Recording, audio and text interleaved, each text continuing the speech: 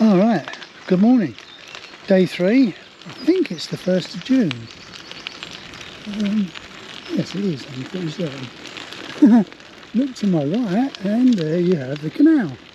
So bearing in mind I was on this track all day yesterday and I'm on it again today. Had a nightmare day, another nightmare. Where do I start? It sounds like I'm always moaning, but I'm not. I'm trying to just tell it as it is. On a trike, I doubt if this route has ever been done before. I think I'm probably the first. And do you know you get those paths sometimes, cycle tracks, where it's quite wide, maybe 8 feet wide, but over the years they're not really that well maintained.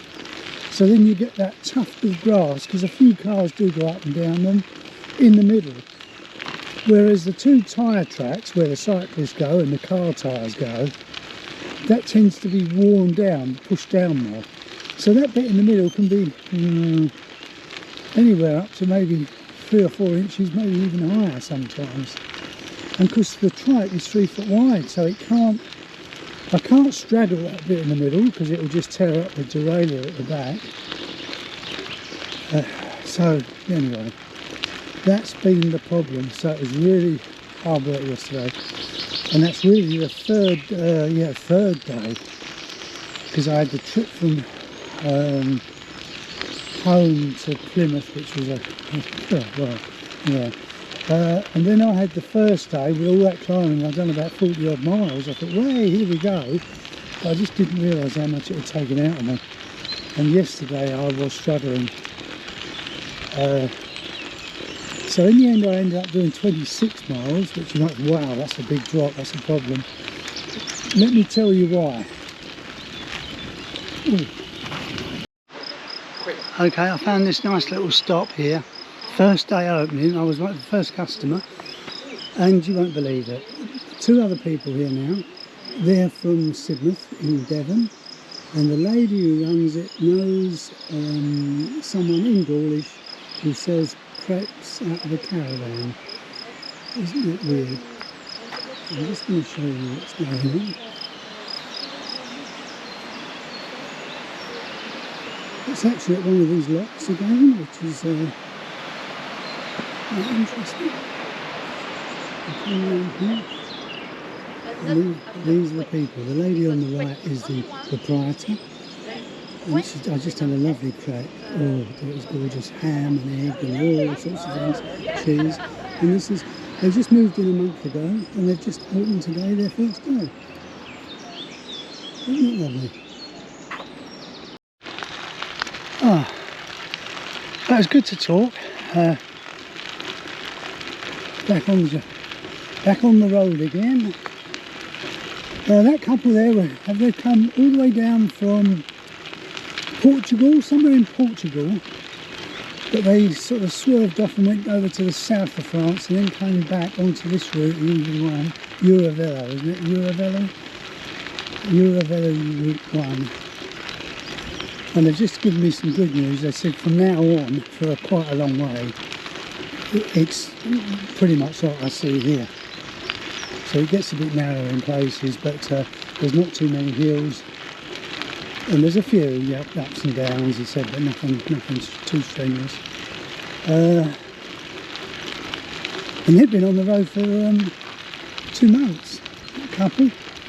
And that wasn't that interesting how there were all 3 of us, as I say, the people bought the place a month ago, decided to do something on the side, and that's the first one I've come across on this route that's selling cooked food and things like that. Normally you have to go off route to find these places. And this was their first day of opening, and I was the first person. This is amazing, isn't it? The couple there had a coffee each. They were their actual first customers, but I was the first customer to actually order something to eat, and she cooked it while I waited. It was a crepe. It was lovely, a crepe. And that's and it was also another first. It was the first cooked meal and first cup of tea I've had in the last 3 days. I think you saw from the previous video, I had sort of bread, tomatoes and some cooked bacon. that I purchased. That's the problem with meat and things. I'd love to be able to buy some, you know, to last me 2 days, but I can't risk it. At night it'll be fine because it's really cold. I'll go into that in a minute. But wow, look at that. You know, there's something to be said for this cycle touring, isn't there? You don't see this in a car, do you? Anyway, where was I? Cold. Yeah, the problem is keeping it in one of the panniers or in the side bags here during the day, because if the sun's out now and it's going to get probably to 20 degrees today. And as I move further forward, it's going to get hotter and hotter. A couple of interesting facts they told me. Coming through Portugal, accommodation is cheap, really cheap, about the same price as camping. And they said, but coming into, is that live or is it a statue? It's a goose, whatever it is. Oh, it's a live goose. Oh, this will be interesting. Don't you dare. Go on, my son. Go on, go on. There we go. Oh, yeah, you make the noise now, don't you? Now I've gone. Sorry. Going to Spain, they said the accommodation went up some more. They said, but if you look, you can find some cheap places. And then they said, coming into France, it's gone up another league as well. So accommodation, and of course I'm not going to Portugal, so. But I was expecting, I knew France would be on a par with the UK. And I knew the campsites in France last night, €6, would be a lot cheaper than the UK. I can't remember whether I told you earlier, the campsite was a bit run down. But anyway, it was cheap. But the main news out of this, and talking to those people as well, we are all being shocked by the nighttime temperatures. And they have had that for the last week coming through France, at least, he said. Once again last night I was cold. I've got a single season tent, which, going by the mean averages and looking at the long range forecast, we're meant to have nighttime temperatures of 11 degrees at least, and rising. But it looks to me like they're in the same league as me. That they said I registered 5 degrees on the first night inside the tent, so I suspect outside it was lower, and they said the same. It was about 5 degrees in the tent. And they're actually going to bed in their cycling gear, and they've got some thermal lightweight jackets, and they're putting those on as well. And they're saying they're still not, you know, toasty warm. And he said the mornings, and once again I agree, and I've noticed this now, everything is soaking wet. I mean, I knew camping was damp, but it's almost as if there's been a shower of rain, and there hasn't. And it's cold, so imagine it wet and cold when you get up in the morning, and then you get, of course, packing away. I hate that. I thought I'd enjoy it. I think I'm probably a bit too long in the tooth now for all that bending up and down, packing things away. I said on the last video I'm going to invest in a better tent, a taller one that I can sit up in easily, but more lightweight. I mean, this one I'm carrying is ridiculous. He said I've got a good, he did say how many more miles at least of this. I think he might have said around about 100. Maybe, I can't remember. He said so much information. I'll look it up later. If I find out, I'll let you know. He said the roads in Spain are a bit like this. They're not very few tarmac. They're also coming across the same point. It's interesting when you get to talk to people. You know, you can share experiences. They're saying they bought far too much stuff as well. And I agree, I bought far too much. They were saying that, I've lost my train of thought now, in Spain there's something going on. It'll come back to me in a minute. I'm just being blown away by these viewers. don't know whether I said it earlier, but it's occurred to me that I'm probably the first person to do this on a trike. Is that a heron? Look at that. You know, go to work in the morning, how often do you see a heron taking off? Go on, get up, go on, up, higher, higher. You're around the corner, go on. Lovely. Oh, that sun's nice. I'm in the shade here. Temperature wise, I'm hoping it's going to get warmer. Night times are starting to get me now. I'm going to do one more night in the tent, if I can find a campsite tonight, and then I'm going to go for a B&B or something, or on booking.com or Airbnb, because I'm not sleeping well. I'm probably only getting 5 hours sleep. It's not enough. At least I've had food now for the last 2 days. They were telling me that food is a problem along here. That lady opening up for the first time today, they said is probably one of only 1 or 2 they've seen actually on the route, on the whole way. Most, they say, you have to turn off for. And they were, came up with an observation. They said, and the strange thing is, they don't even put signs on the route, turn left for food or anything in English. There's nothing. And nothing in French either. So they're missing opportunities, I would think. Of course, as soon as you turn off, you add into your miles, and you don't really know that you're going to find anything. And then you don't really know how far it's going to be, and if it's going to be open. That's something else. I meant to say that yesterday when I was in here. The French closed down at about 11, it looks like about 11 or 12 o'clock. Everything shuts down. And I'm not sure what time they open again, but from what I can make out, they're late. It's not after half an hour, it's hours.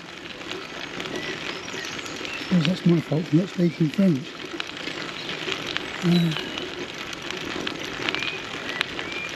But most of them are very nice. I've not had any problems with anyone yet. A couple were a bit miserable. Bonjour and no answer, just a sneer. But that could be it. Perhaps they're not French. Perhaps they're the people like me.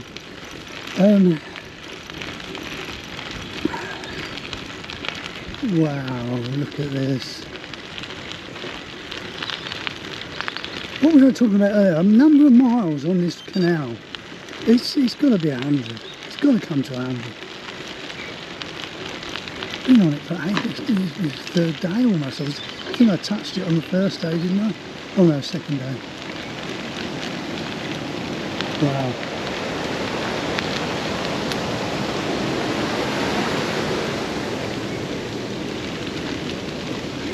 Charging batteries, phones and things, and the Wahoo thing is becoming problematic. I think travelling with 2 people would be better. It would be more relaxing. You've got 2 people then to share the burden of all the things that you have to think about. Getting food, what time is it? I'm hungry, I'm thirsty, where are we going to camp? One can go on searching the accommodation, and then perhaps another one can sort out any technical issues that come up more often than not.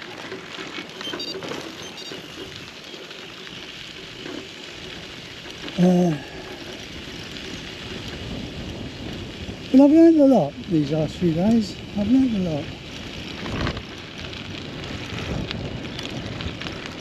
Oh, a bit of a headwind now. You see, I'm beeping now on the old computer here, and I don't know why. Come on, sort yourself out. See, it's telling me I've gone off route again, and then suddenly it puts me back on it. Well, look, if you're not sure, don't beep. I'm not interested. Anyway, sorry, I was distracted. Some beautiful trees here. Look at that view, look at that. Goodness me.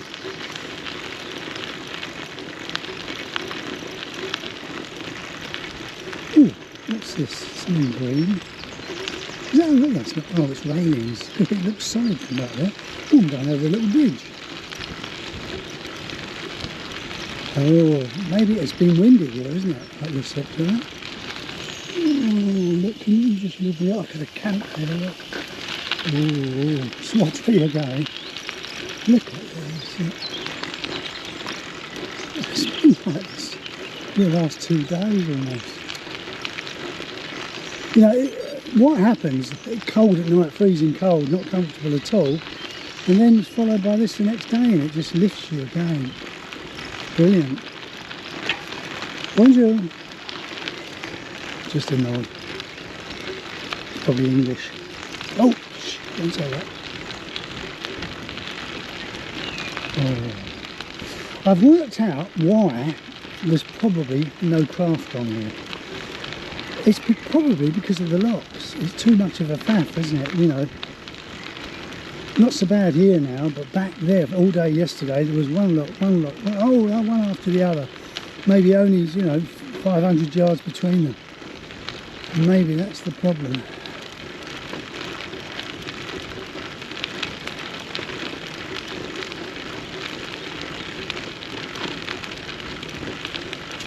Well, that couple were also telling me they've got, mind you, they did come down from Portugal, so that's a long much further. They've got through one set of tyres, and they said that took them a day finding somewhere and having them fitted. They lost a kind of a day, but they were on no time constraint. They have booked their, they booked the ferry to come over. No, sorry, they came over by plane into Portugal, and then they didn't do any bookings for the ferry back, and they were just played it by ear for the first sort of month and a half. And he said about a week ago, just over, they booked the ferry back from Roscoff, and I think that might have been a better way to do it for me actually. It would have kept it open-ended, and it would have taken the pressure off meeting daily goals. You can still set targets. Can you just live there? Look at this, look at that. It's priceless. Oh my goodness. Oh, there's a seat. No, I can't stop again, I'm not allowed. I've already stopped for over an hour back there. Oh look, who could live on an island? Oh, jeez. I'm privileged, that's what I am, privileged. Over and out. Heidi hi, well, we've moved away from the canal. I've come up bloody steep hills, so I've learnt my lesson with hills. If it's any steeper than 5 or 6 degrees, I might just as well get off and push it, because my pedalling speed going uphill, up those inclines, over 5 and 6 and 7 and 8 and 9, is so slow, and it just draws the energy out of me. But I've learnt now, on some of those hills I'm creeping up there at 2 miles an hour. Well, now I've realised that I can walk at about 2.9 miles an hour pushing the trike. So that's the lesson I've learned. Not on this trip, I learned that before I came away, thankfully.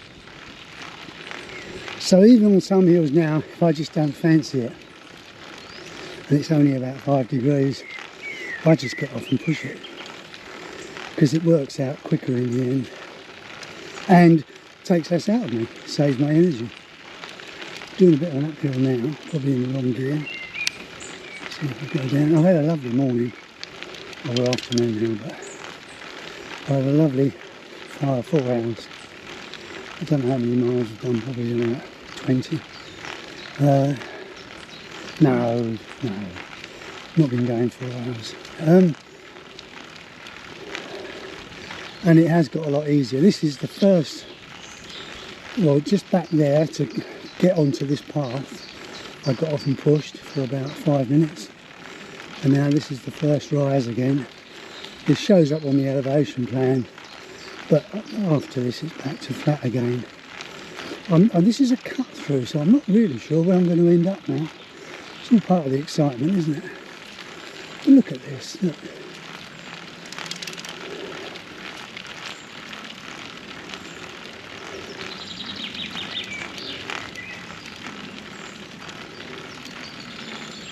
really like coming through the trees there. I mean, it's none too warm. It's warm in the sun. You come into the shade and the temperature drops. I think there's probably a cold northerly wind. I think part of the problem is why we're getting these cold nights. I think an unusual weather pattern is set in. Talking to that couple earlier, they said as they were coming through Nantes, there was a huge thunderstorm. And before that, as they were coming through Portugal and Spain, up to Nantes in France. Alright, okay, slight hiccup there. Battery change on the GoPro. And of course, what happens first thing, where have I put the batteries? So I had to go rummaging through the panniers. I really have to get organised. Oh, I saw someone the first day, I think that was, and they had numbered their panniers, and that's such a good idea. Because then you can have a list in your mind, because you get to know what's in number 1, what's in number 2, what's in number 3. Because I'm unpacking every night and packing up again the following morning, I've got a feeling I'm missing what I should be doing and organising it better. But I'm learning, so perhaps tonight will be different. Anyway, back to where I was. Huge thunderstorm in Nantes, and before that they were hot every night, you know, there was no problem with temperatures, sleeping and everything. They were just wearing a t-shirt, you know, just bedclothes sort of thing. After the thunderstorm, so virtually from Nantes up to where they are now, every night since, they've said that the temperatures are plummeted, they've been really cold. So, looks like I'm going to have a few more nights of that. Tonight, I've got a cunning plan though tonight. I did bring with me some, this is going to sound so old, some training bottoms, you know, what the PE teachers used to wear. Slazenger, you know, that sort of, you know what I'm talking about. So I'm going to put those on. I'm going to put 2 pairs of socks on. I know. I'm going to put a t-shirt on. Then I'm going to put like another t-shirt on top. And then I'm going to put my jumper on.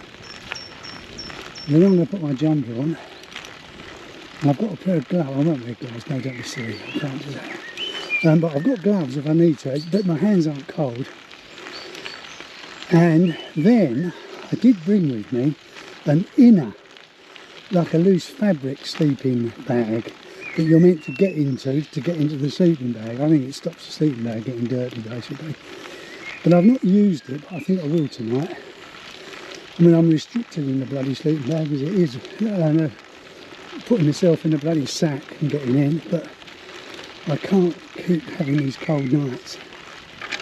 I think tonight might be the last night of camping, I don't know. Not for the whole trip, but I think I need a good night, you know. I'll find a B&B or something. You know, I've allocated for that. I did allocate it for every 5th day. But because I've had such a strange first few days, I think it might be time after tonight to do that. I'll see how I am, and maybe tonight I'll be warm and I won't be so crotchety about it. Anyway, I mentioned it earlier. We've moved away from the canal. Just hope I'm being routed properly. The path did continue, but it's just going in the wrong direction now. So it was a good few miles. And now we're on this kind of farm track, and I'm not sure where we're going. So the world is new again. See you later.